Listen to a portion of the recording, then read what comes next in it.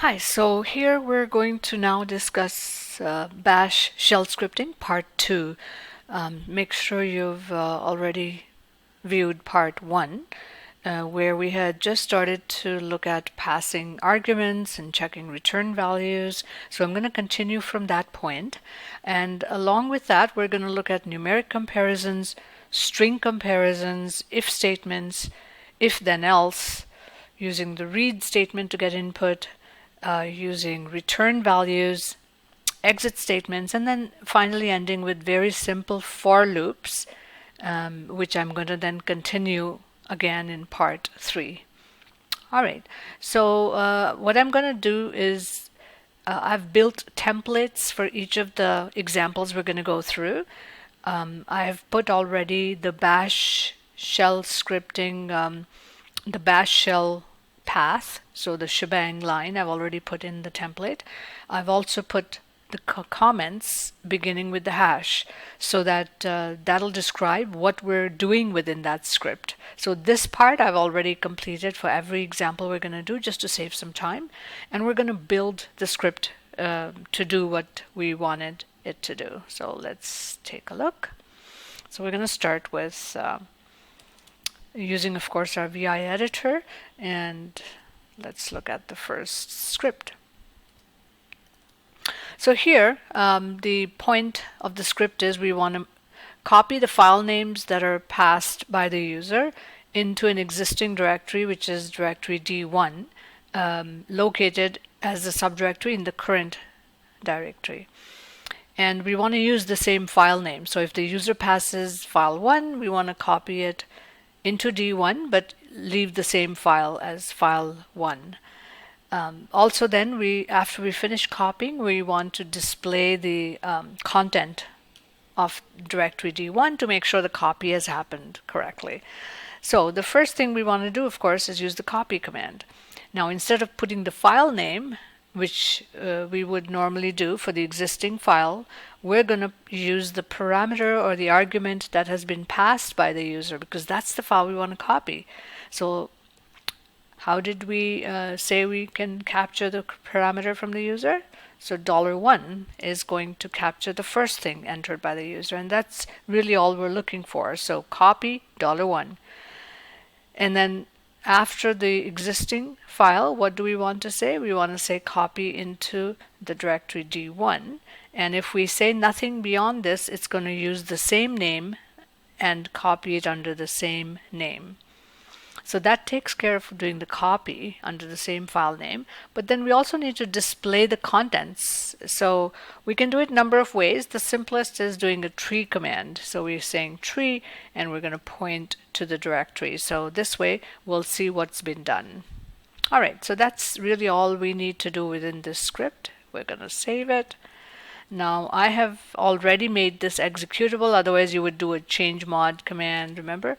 And you're going to add executable permission to this. So I can do it again, no worries. There we go. And we also want to make sure that there's nothing in the D1 directory into which we're going to be copying this file. So I'm just going to do a tree command for D1, and you can see there's nothing there, it's empty. Okay, so let's run the script.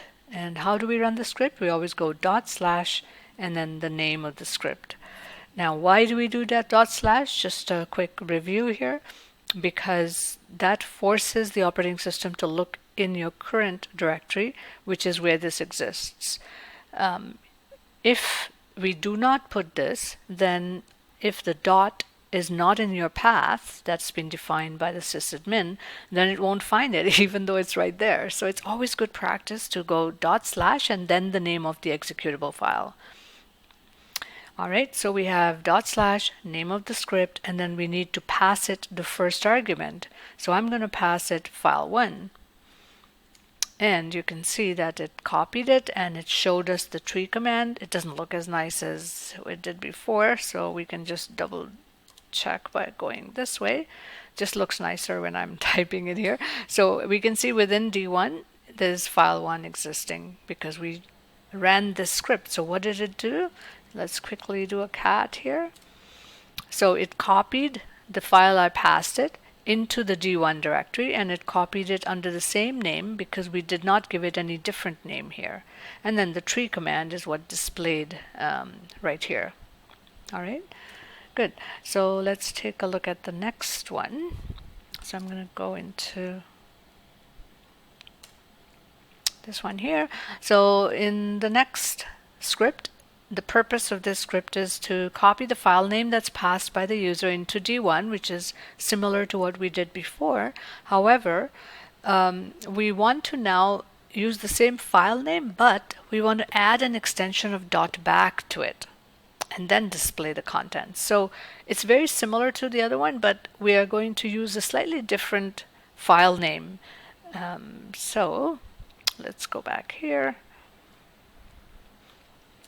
And we're simply going to repeat our copy command. We're still using the input from the user, and we're still copying it in the D1 directory, but now I can't leave it as is. I can't say nothing here because it'll simply copy the name as is. So if I take the input the user gave, so if I said file1, it's going to use file1 here, but I want to add .back. So now file1 will be copied under file1.back. That's the difference in this situation. And then of course we're going to do the tree command again and see what exists in the D1 directory. So let's save it, and we're going to run it. Instead of vi, we want to run it. So /, and the name of the script, and I'm going to pass file1 again. And as you can see, it now copied it as file1.back. Again, I'm just going to double check. There we go. So this is from the previous run, and this is what it copied right now. Interesting, right? You can take the argument the user passes and do so much with it. Let's look at the next one. So here we want to copy all the file names that the user is passing. So we're not saying, we're not expecting just one file name. We're expecting one or more. So if user passes 3 or 4 or 5 files, we want to copy all of them using the same file name in the D1 directory. So how do we do that? Well, we have to change our copy command here a bit. So instead of going $1, we'll have to use $@. Remember in the previous lecture we looked at $@, which basically captures all of the parameters the user has entered. If we said $1, it would only pick up the first one. This way, if we have 4 parameters, it'll capture all 4. We have 6, it'll capture all 6. So when it's unknown how many parameters user is passing, $@ is the best thing to do. And we're going to copy it in D1. And if we leave everything out, it's going to keep the same file names that the user has passed. And we're going to do a tree command again, make sure we display it. All right, pretty simple, right? So let us run this S7, and we're going to pass it file1, and we're going to pass it file2, and I think I have a tab file 2, so we'll pass. So I'm passing 3 different files. So it should take all 3 files and it should copy it inside the D1 directory. There we go. So again, let's look at a nicer picture, and we've got the file1, the file2, and the tab file2 all got captured. So let me just quickly go into D1 again, and I'm just going to remove everything from here. So if we do a tree again for D1, there's nothing, right? I just removed everything. So I just want to show you that. Let's run the script again. So if I pass, let's say, two files, it's going to pick those 2 files, and that's what'll get copied. See that? So we have made the script really flexible.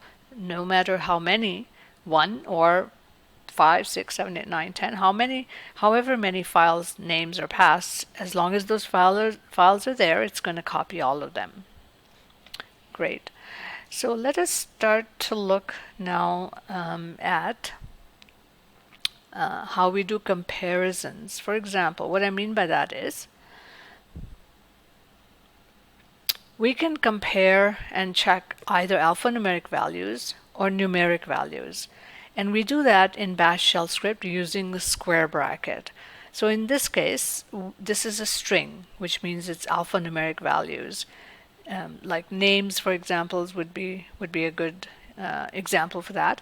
And $var1 is saying if the value of the value is stored in var1 variable, then to access the value, we have to put a $sign in front, like we discussed in the last lecture. So when we are comparing a string, we use this sign. We say equal, one equal sign. When we're comparing numbers, so let's say we were looking at a number, then bash shell script actually uses letters. It uses letters like EQ for equal, GT for greater than, LT less than, greater or equal, lesser or equal. All right, so just remember for numbers, you can use the letters. So again, you're looking at the content of the variable, so $var1, and you're going to compare it based on what it is that you're expecting. All right, so let's take a look at these. So starting S8, let's apply that. So let's go into S8. All right, so what we're doing over here, so we want to use if statement now, and we want to use exit. That's the purpose of this particular script. So it is expected that at least one argument is going to be passed at runtime. And so the script has to check if the user has entered at least one argument. If not, we have to display a message to tell the user to please enter at least one argument. And then we don't want to continue anymore. We want to stop the script with an exit code of 1. So let's do this part, and then we'll do a couple more things here. So the first thing is we have to capture whatever the argument the user is entering. But the first thing we'll have to do is we have to check, did the user enter anything? That's the first crucial part. So one way we can do it is within the if statement. Remember how we have to put the condition here? So what is the condition we can check regarding arguments? Remembering from last lecture, how do we look at the number of arguments that were entered by the user? It's $number sign or $hash. This is what captures. So if user entered one thing, it'll be 1. If user entered 5 arguments, it'll be number 5 here. So if we say this, what are we really saying? Well, we're saying if the number of arguments is equal to 0. Now when will this be equal to 0? If the user has entered nothing, if they entered no argument, that's the only time this will be equal to 0. So if the user did not enter anything, then what do we want to do? We have to tell the user to ask them to enter at least one argument. So how do we do that? We can use an echo statement, and we can say, please enter at least one argument.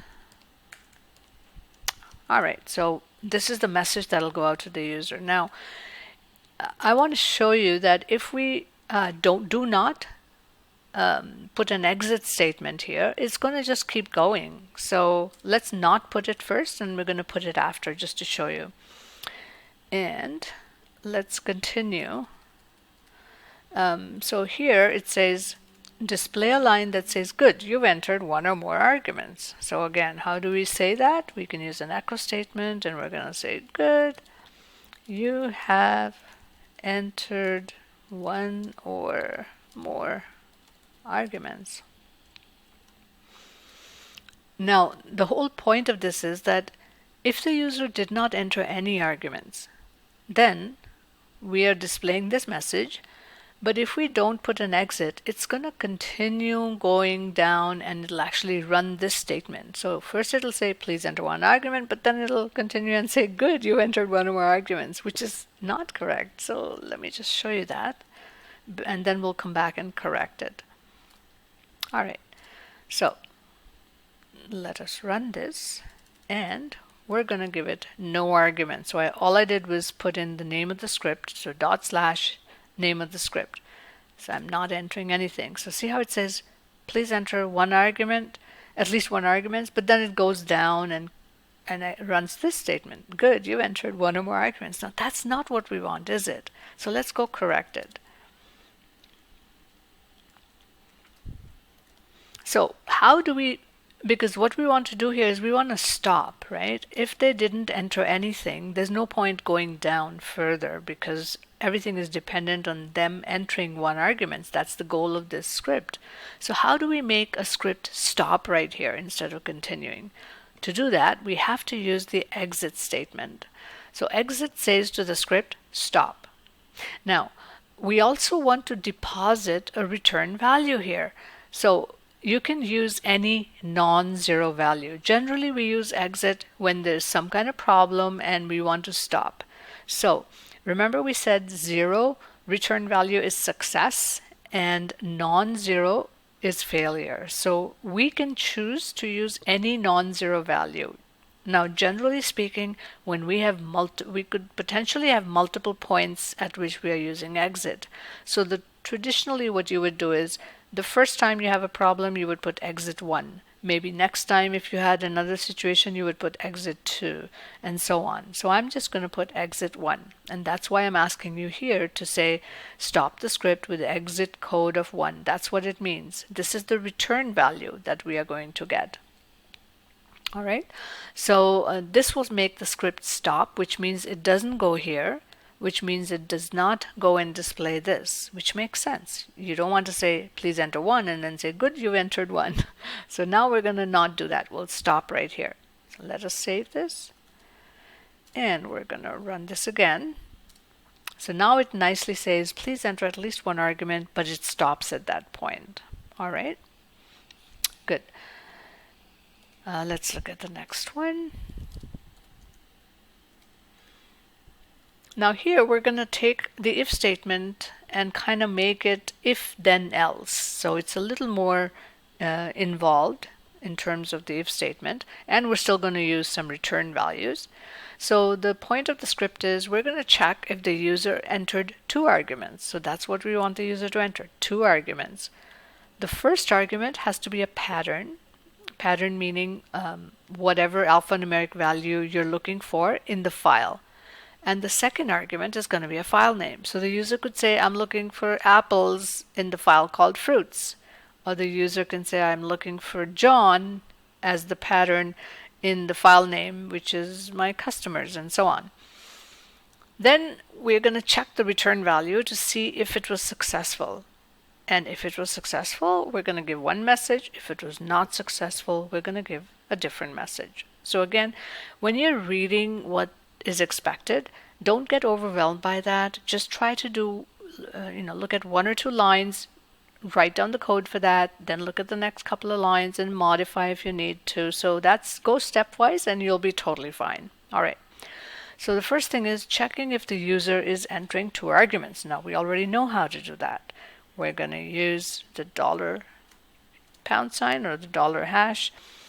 And in order to check regarding 2 arguments, we're going to use NE, which says not equal. So if the number of arguments that the user has entered is not equal to 2, if that's the situation, then, so I'm going to put this in an if statement.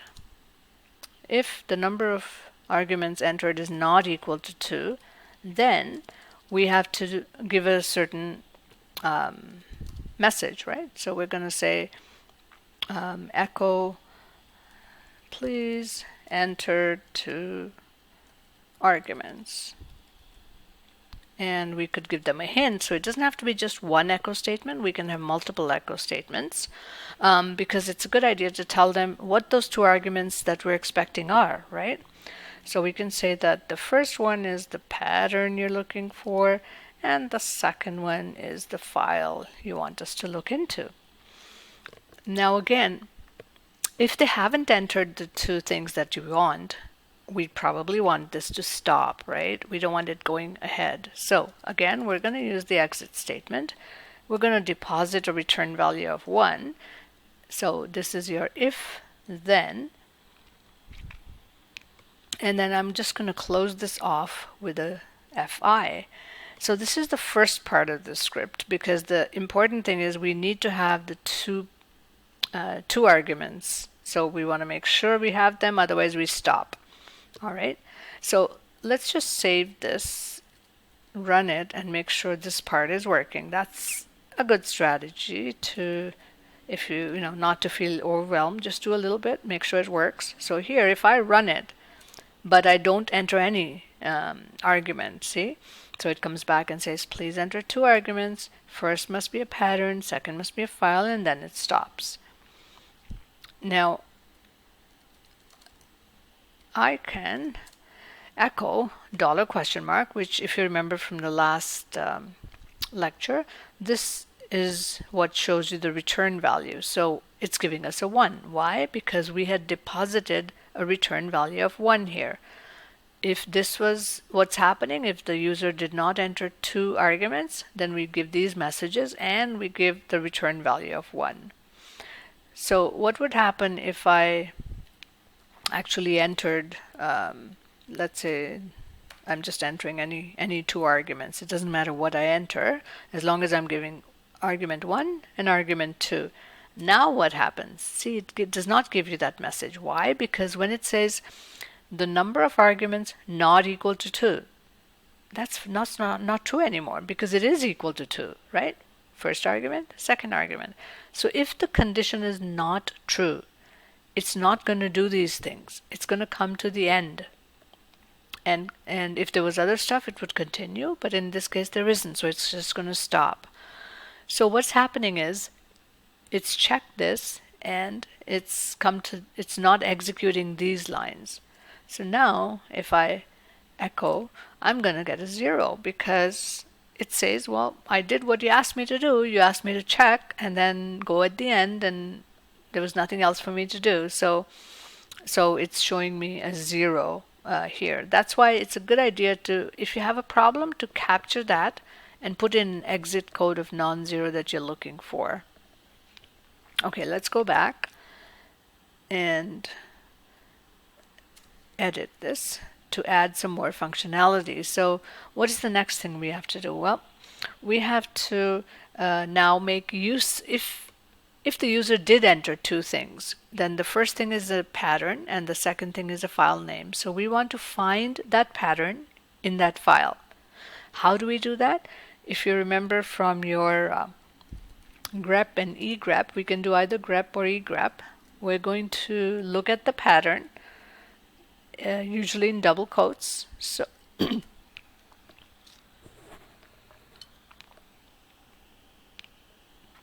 So we're taking the pattern the user sent as the first argument, put that in double quotes, and then we always put the file name here, right? So we're going to take the second argument that the user sent and use that as the file name.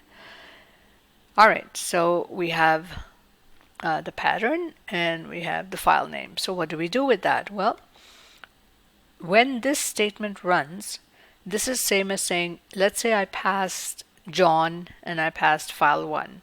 What is this statement doing? It's looking for John inside file 1. So if it finds that pattern, this is going to be successful, and success means 0. So let's check with an if statement and see if the $? is equal to 0. And this would only happen if it was successful. In other words, if it finds the pattern in this file, this is going to be true, right? So then, what are we going to do? We're going to echo that your file, and what is the name of the file they gave? In $2 contains, and then what's the pattern they were looking for? $1. So this will say your file, whatever name they gave, contains whatever pattern they gave. All right.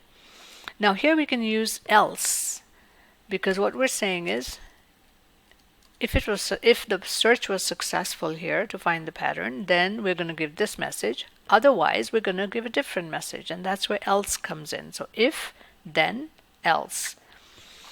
And else we're going to echo your file represented by $2 does not contain the pattern represented by the first argument. And now we must close our if statement. So the if then else is constructed in this manner.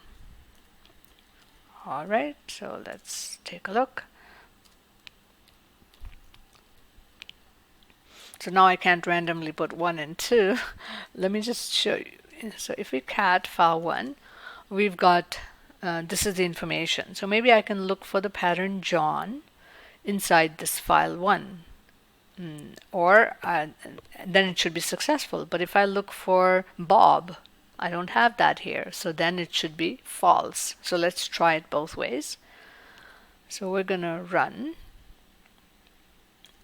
So the first time I'm going to look for John, and that's my pattern, and the file name is file1. All right, so that's my first argument stored in $1. That's my second argument stored in $2. Pattern $1, file name $2.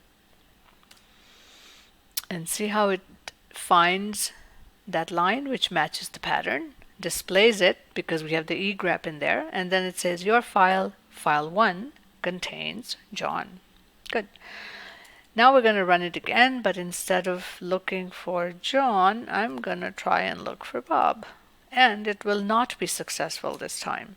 So it says your file, file1, does not contain Bob. Cool, right? It's starting to get really, really a lot of fun. That's the power of scripting. You can check things, do conditional statements. It's awesome.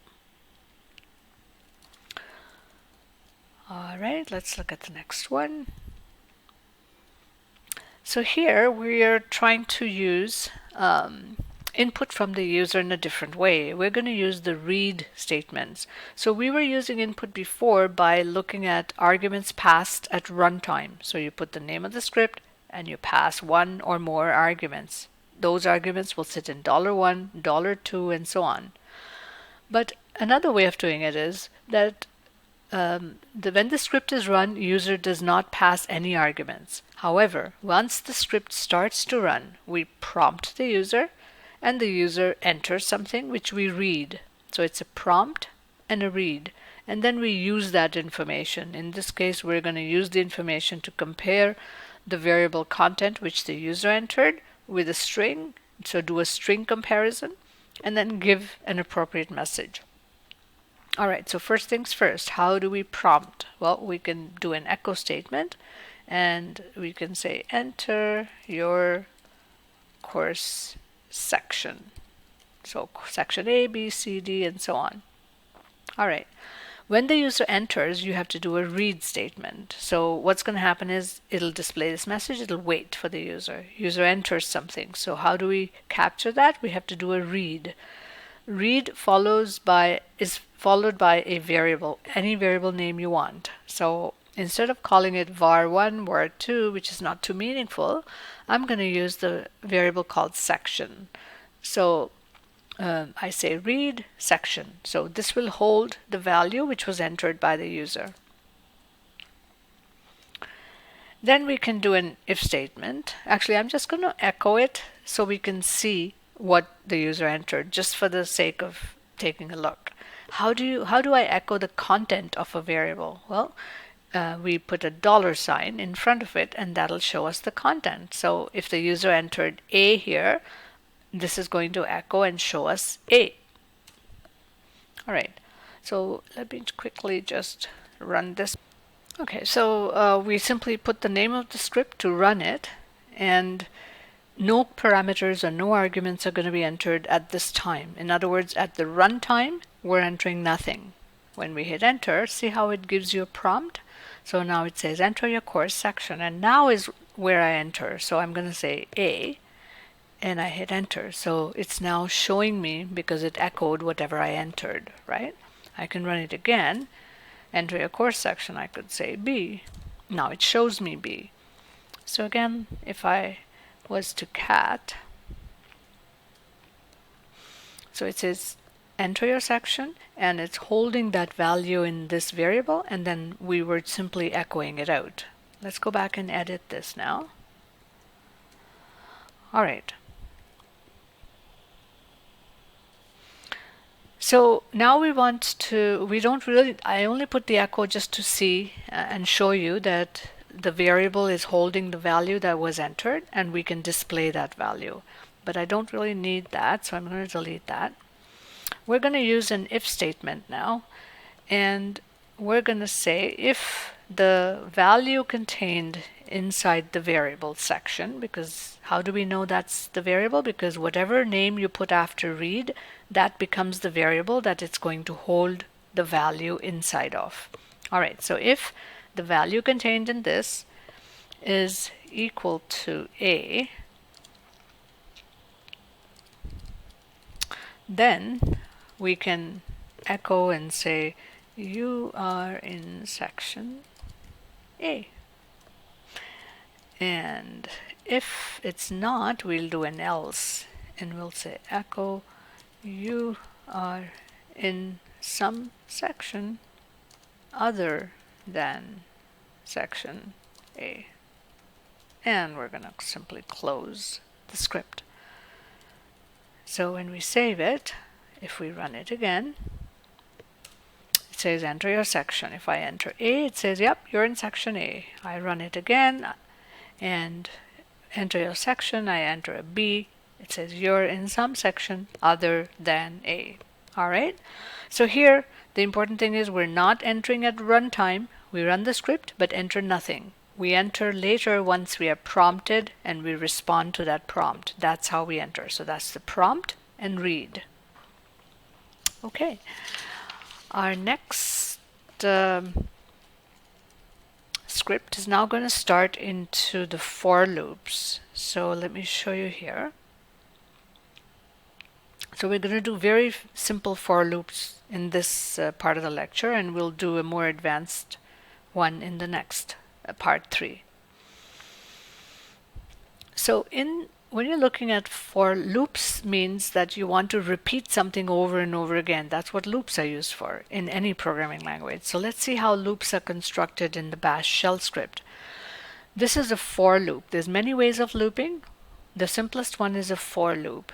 So the syntax for this is indicated as for, then you put the variable name, and then you feed the values into it.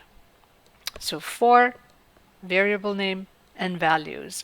Then whatever commands you want to repeat go inside do and done. So this can be one command, it can be 10, 20, 30 commands. So all the commands you want to repeat multiple times will be put here. So the way it functions is it takes the first argument, puts it in the variable, and then does this. Takes the second argument, puts it in the variable, does this. And it keeps doing it until there's no more values that it's feeding into, and then it stops. So let's look at this. Go back here. So we're going to now go and edit S11. So the goal here is that we want to feed names as hard-coded values. So this is the simplest situation, and we'll make it better as we go into a for loop, and we want to display it each time. So we're going to do the for loop. We're going to use a variable name here. So since it's, I'm going to pass it names of people, I'm going to give the name of the variable as names, or I can call it people, right? That's what I'm sending it. So any variable name is okay. The name of the variable from last class, you'll remember, can be letters, numbers, or underscore. I'm just choosing letters here. And then you say in, and this is where you put actual hard-coded values. So I can put Debbie, I can put John, I can put Joe, I can put Amy. So we're feeding these values into the loop.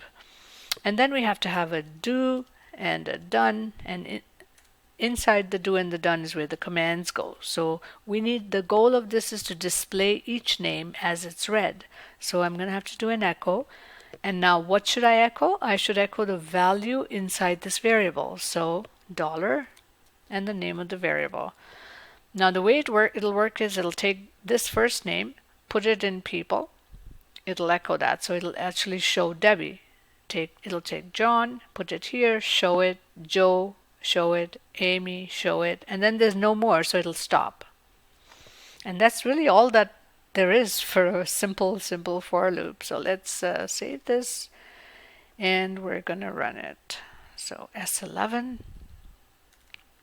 /S11. There we go. So you see how it simply displayed Debbie, John, Joe, and Amy, and those are the hard-coded values. So when we say hard-coded values, what we mean is that what's happening here is these cannot change. They're hard-coded into this program or into the script. So every time we run it, these are the names that are going to be fed in. This is called hard-coding the values. So this is of very limited use because every time it'll run with the exact same data.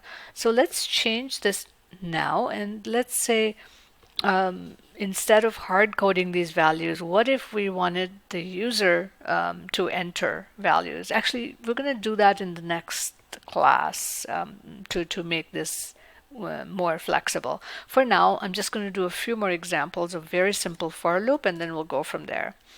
So my next for loop is this one here. So in this, we're gonna so instead of hard-coded values consisting just of names, we're gonna do hard-coded values which have numbers as well as strings, just to show you that in the loop it doesn't have to be just one type of data. It can be multiple types of data. So we are doing a for loop again.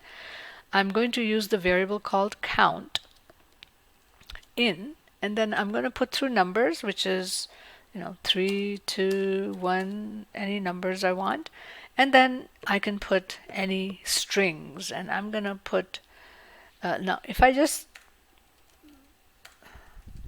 can put I don't know, a name, just like we did before. So I wanted to show you that you can mix and match what you're putting into the variable each time. So it can be numbers, it can be alphanumeric, it doesn't matter. It'll take anything that you're going to send it. That's the whole point. So again, between do and done, we're going to echo it out. So I'm just going to echo, and what have I got to echo this time? But since the name of my variable is count, that's what I need to echo with the $sign in front of it. So let me just run this, and I'm going to come back and edit it. So we're going to run S12. And this time you see it sends you 3, then 2, then 1, and then Debbie. So let's change this.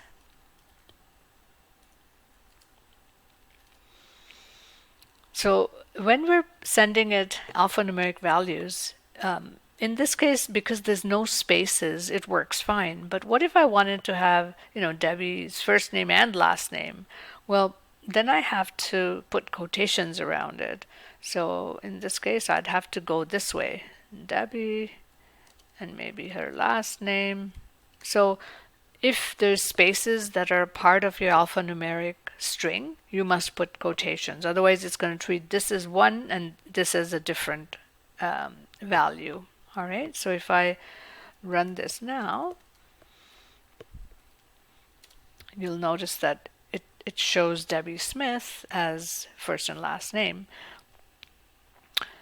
I can show you one more thing here. So I'm going to just change this and make it kind of fun.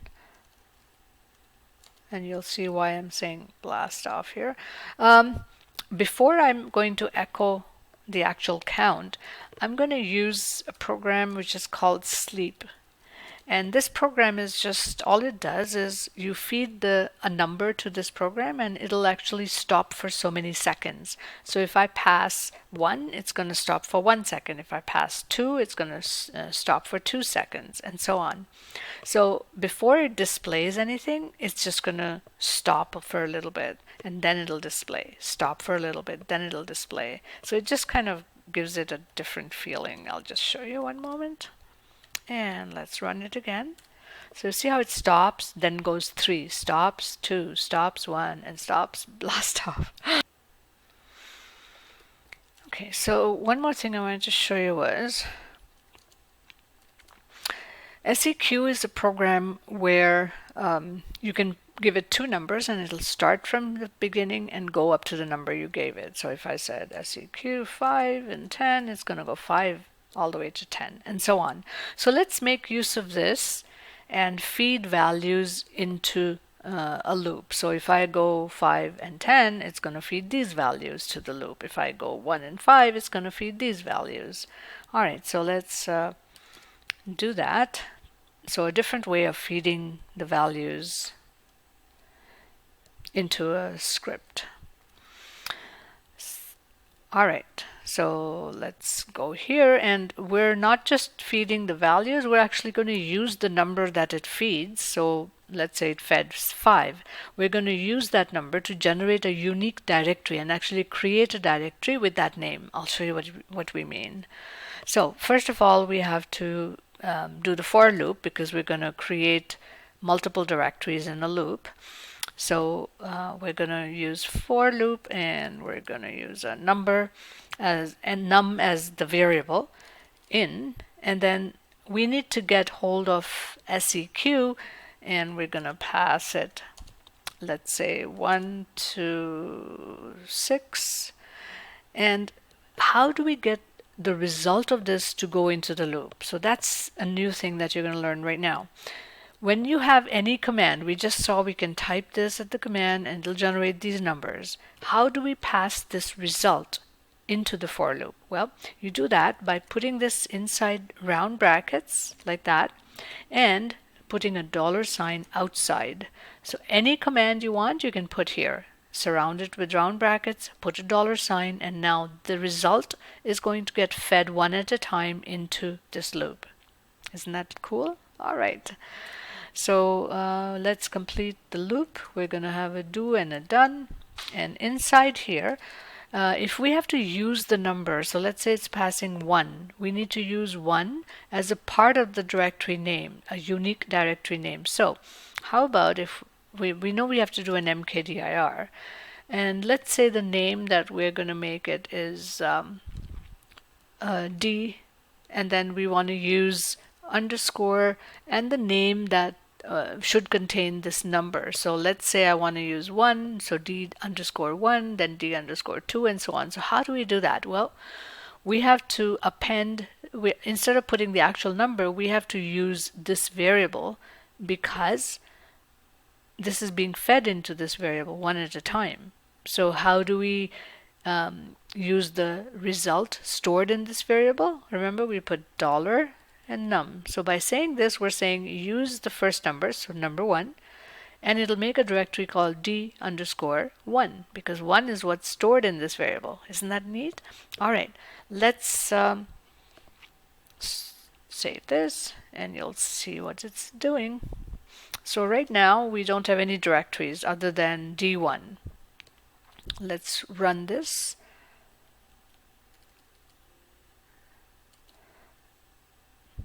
And now it's nothing happened here because it's just creating those directories. So if I do ls, you see how we can see it made D1 all the way to D6? Isn't that neat?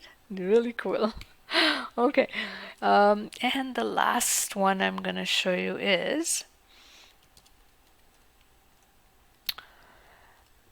we're going to use the output from an email list and feed that into the for loop, and you'll see how powerful that is. So we're again going to make a for loop. So for, and I'm going to call it email, can be any variable name as you know, in. Now how do I feed the result of, how do I feed the content of an email list? Well, maybe I have a file called cust emails. In other words, I have a file in which I store the emails for my customers. If this is the name of that file, how can I display each email? Well, you know, you can do a cat command, right? I can say cat cust emails. So just like we could feed the result from SEQ before, we can feed the result from a cat into the for loop. And how do we do that? Same as before. We put this command inside round brackets and we put a $sign right in front of it. Now it'll keep displaying all the emails, and it'll feed one email at a time into this variable called email. So let's finish our do and a done. And what do we have to do here? It says inside the for loop, you have to send email to each of the email IDs that you find in this file. So how do we do that? Well, there is a built-in program called mail that already exists, used to exist in Unix and now exists in Linux. So you just say mail. You can use -s to put the subject. I'm going to put a subject called newsletter. That's what it'll appear as. And then I'm going to have to put the email address, which is going to be contained in this variable, right? Because it's going to read the email, put it here. So I need to access the content of this variable. So $email. And then you have to use input redirection. And from that, we have to also give what is it that we're sending. So it's going to send an email with this subject, and it's going to take the content of this file and send it into the email. That's what it's going to do. So it's really, really cool. So let's save this and then see how it works. All right, so I want to show you that I have a file called cust emails, in which I have a few emails in which I have put my Seneca email address here so that we can send email to that and just check it. And I also have this file where I have two lines. So those are the lines that are going to be sent into the email. All right, so let us run the program or the script. And it's done its job. So what has it done? Well, it would have taken my email, put it here, and would have mailed me something with the subject of newsletter, and the lines it would have mailed me would be the 2 lines contained inside news.txt. So if we look here, there we go. It's got a newsletter that it sent out, and if I look here, those are the 2 lines it sent. So I just wanted to show that to you. Really cool. Okay, so the bash shell scripting is very powerful. As you can see, we can do a lot of things. In the next lecture, part 3, we're going to continue from this point and maybe look at a little more complexity in the for loops, as well as look at the while loops and so on. So that's it for now for this video. See you in the next one. Bye-bye.